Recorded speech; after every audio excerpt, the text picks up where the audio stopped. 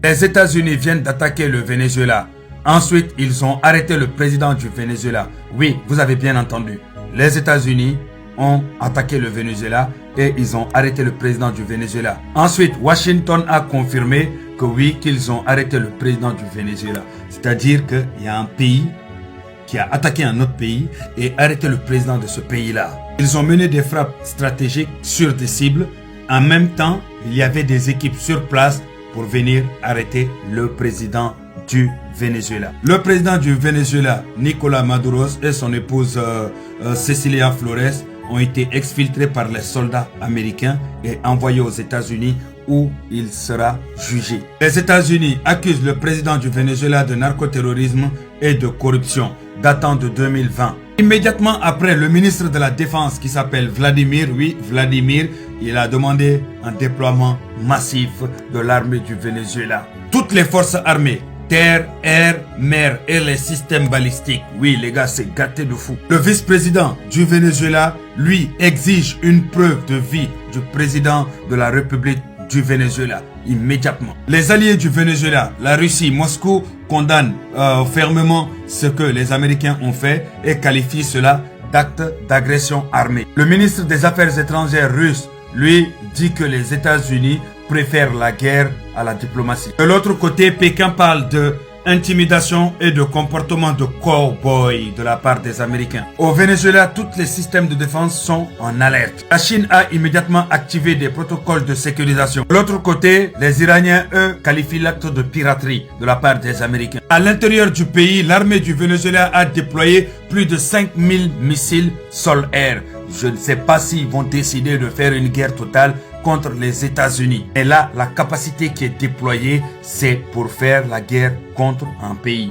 Le gouvernement appelle l'activation de 4,5 millions de miliciens. Je vous répète encore, le gouvernement appelle à l'activation de 4,5 millions de miliciens. Logique, vous allez vous demander pourquoi y a-t-il pas eu de réaction immédiate pour empêcher le président d'être exfiltré. Tout simplement, c'est la rapidité du raid, tout simplement. C'est les meilleurs au monde que les États-Unis ont envoyés. Les Navy Seals et la Delta Force. C'est logique. Vite fait, bien fait. Ces gars-là, ils arrivent, c'est comme des fantômes. Ils arrivent, frappent chirurgicale, ils descendent seulement. Ils sont comme des diables, c'est aussi simple que ça. Tout le monde connaît l'efficacité du Delta Force et des Navy Seals. C'est eux qu'ils ont envoyé contre ce président. Les alliés n'ont pas eu physiquement le temps d'intervenir avant que le président Maduro soit exfiltré. Ce qui montre que ces gars-là sont efficaces, sont les meilleurs. Même si on condamne tout ce que les États-Unis ont fait, il faut quand même avouer que oui, ils sont les meilleurs. Il faut quand même l'avouer. Il faut quand même avouer que les Navy Seals et les Delta Force, il n'y a pas l'homme devant eux, qu'on se dise la vérité. Et surtout, les États-Unis ont montré encore devant le monde entier que c'est la première puissance militaire au monde. Et que personne, si elle décide de mener des opérations, personne ne peut l'empêcher. Et pourtant, le président Maduro, il était aidé par des alliés très très efficaces, que ce soit la Russie, la Chine, Iran et autres. Mais ça n'a pas empêché que les États-Unis, comme Donald Trump a dit, on viendra l'arrêter, ils sont allés l'arrêter. Le gars le plus surveillé de tout Venezuela, entouré de missiles, de systèmes de défense, de tout ce qui est efficace. Mais ça n'a pas empêché les Navy Seals et les Delta Force d'arriver et de prendre ce président-là. Maintenant, si légalement, vous vous demandez est-ce que les États-Unis ont le droit de faire cela? Non, ils n'ont pas le droit de faire cela, mais ils ont contourné la justice. Les États-Unis ne reconnaissent pas le président Maduro comme le président de la République du Venezuela. Ensuite, Washington dit que eux, ils font de la légitime défense préventive. Est-ce que vous avez compris? Légitime défense préventive. Et l'argument donné, c'est le narcotrafic, c'est-à-dire le trafic de drogue.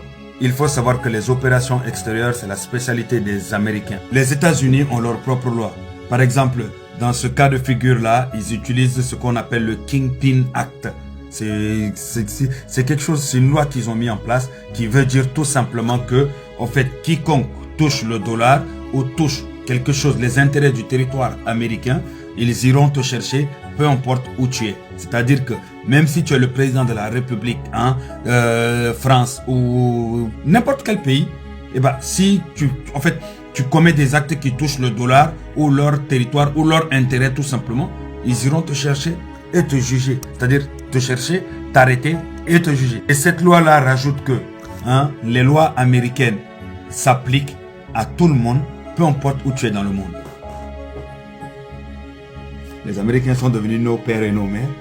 Je vous jure, c'est une dinguerie.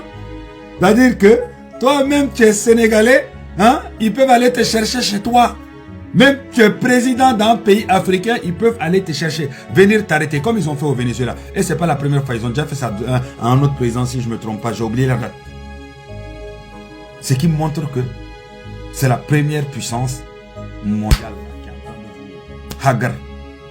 Et puis personne ne peut parler. C'est incroyable.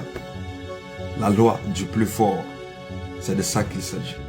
En 1989, les États-Unis avaient fait ça au Panama. Ils ont capturé le président panamien du Panama. Non, ça me fait rigoler parce que, en fait, c'est de la vraie. C'est genre, c'est un message comme quoi que je suis plus fort que toi. Même ton président, si je veux, je l'arrête. Et puis personne ne peut rien dire. C'est pas ONU, c'est personne. Voilà ce qui se passe. On va voir la suite de ce qui va se passer.